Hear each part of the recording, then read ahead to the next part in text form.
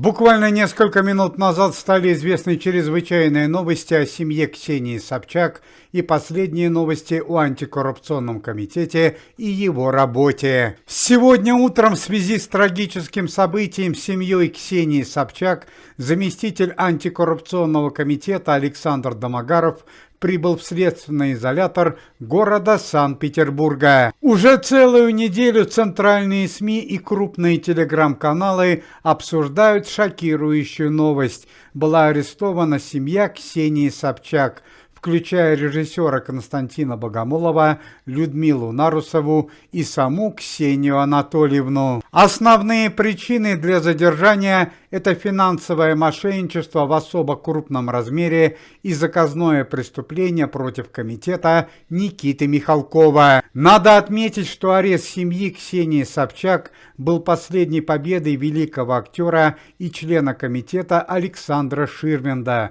Именно Александр Анатольевич разработал схему конфискации имущества семьи коррупционеров и высказал свое прямое отношение к семье Ксении Собчак. В последнем интервью Александр Ширвинд заявил, что семью Ксении Собчак надо избегать, и этим людям нельзя доверять ни при какой ситуации. Несколько недель Ксения Собчак провела в камере временного задержания, а ее родственники, режиссер и супруг Константин Богомолов и Людмила Нарусова прямиком были направлены в СИЗО Санкт-Петербурга. Однако сегодня утром стала известна трагическая новость. По данным администрации СИЗО, Людмиле Нарусовой очень нелегко приходилось в следственном изоляторе. У нее были напряженные отношения со своими сокамерницами. Дело доходило до того, что Людмилу Нарусову заставляли мыть посуду и полы в камере.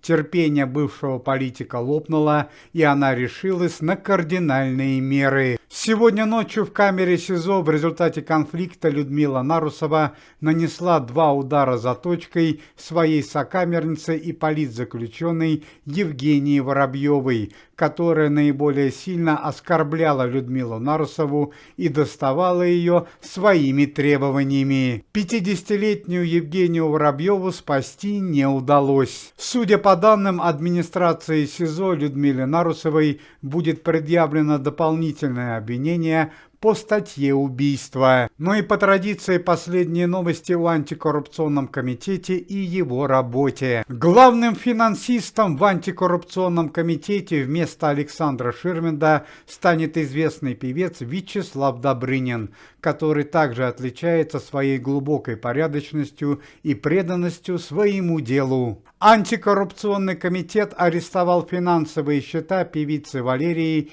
и ее супруга Иосифа Пригожина за сомнительные финансовые операции и незаконные коммерческие проекты. Александра Ширвинда похоронят на Новодевичьем кладбище. Поклонники артиста проводили великого мэтра под крики «Браво!». Уважаемые зрители, если вы желаете выздоровления членам комитета и поддерживаете их деятельность, то можете поставить лайк под видео и написать поддерживающий комментарий.